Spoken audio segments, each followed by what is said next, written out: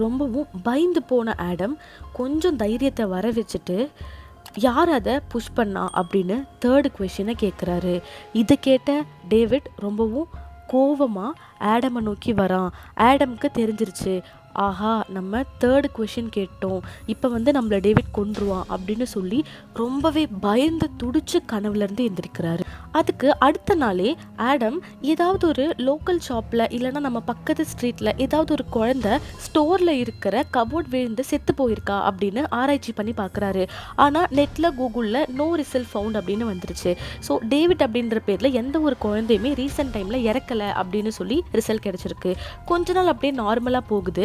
நம்மளோட ஆடமும் அப்படியே கொஞ்சம் கொஞ்சமாக டேவிட்டை பற்றி மறந்துட்டு வந்துட்டு இருக்காரு. அந்த டைமில் தான் ஆடம் வீடு காலி பண்ணுறாரு. வீடு காலி பண்ணி அவரோட மேலே இருக்கிற அப்பார்ட்மெண்ட்டுக்கு அவர் மூவ் பண்ணிடுறாரு. கொஞ்ச நாள் அப்படியே நார்மலாக போகுது. அப்படிதான் ஒரு நாள் நைட் ஸ்ட்ரேஞ்சா